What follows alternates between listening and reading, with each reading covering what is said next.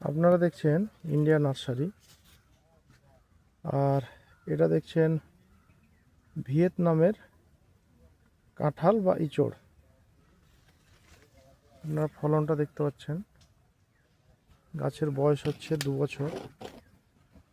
গত সিজন আমরা অলরেডি কাঁঠাল পেয়েছি, বিক্রি করেছি, পাকাও আমরা খেয়েছি, খাইয়েছি লোকজনকে।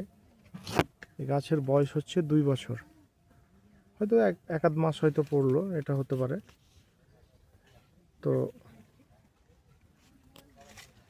দেখতে পাচ্ছেন এর ফলন বা সাইজ প্রচুর একটা ভালো জাত। এর সাইজগুলো কিন্তু খুব সুন্দর হয়। এটা আঠাবিহীন কিন্তু একটা জাত, খুবই ভালো একটা জাত। তো ইঁচড়ের জন্য এটা পারফেক্ট। পাকা কাঁঠাল না করাই ভালো, পাকার আশা না করাটাই ভালো। ইঁচড় সবচাইতে পারফেক্ট এটা। তো কী পরিমাণে ধরছে বা ধরে আছে আপনারা দেখতে পাচ্ছেন। প্রত্যেকটা ডালে ডালে কিন্তু মুচি, প্লাস আপনার এই ডগায় ধরে। এটা গাছের ডগাতে কিন্তু ধরে। এর বৈশিষ্ট্য খুব ভালো ভালো আর কি, দু একটা বৈশিষ্ট্য আছে। যেটা হচ্ছে আপনার, একটা হচ্ছে আঠা নেই, আঠাবিহীন। দ্বিতীয় হচ্ছে যেটা আপনার ইঁচড় খুব তাড়াতাড়ি সেদ্ধ হয়। মানে আলু আর এই কাঁঠাল যদি সিদ্ধ করতে আপনারা দেন একসাথে, তাহলে ইঁচড়টা কিন্তু আগে সেদ্ধ হবে। তো ঘটনা হচ্ছে, এটা দেখে বুঝতে পারছেন ফলনটা। এটা উপরের ভাগটা দেখলেন আপনারা, এবার দেখাই নিচের ভাগটা।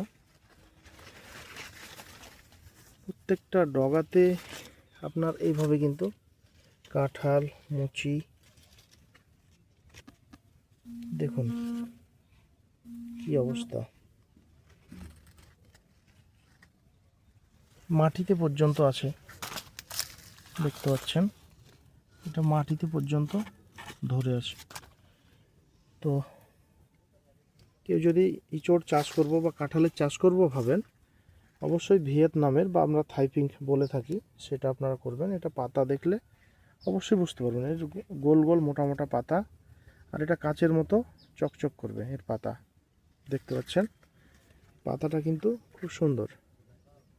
তো আপনারা কিন্তু এই জাতটাই চাষ করবেন। কমার্শিয়ালি আপনারা চাষ করতে পারেন, প্রচুর লাভবান একটা জাত।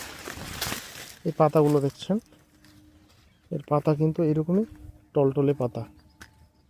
এই দেখছেন প্রচুর ফলে আছে। একটা গাছই দেখাচ্ছি এতক্ষণ ধরে, মুচিগুলো দেখুন কত, প্লাস কাঁঠাল কত আছে। এই দেখুন,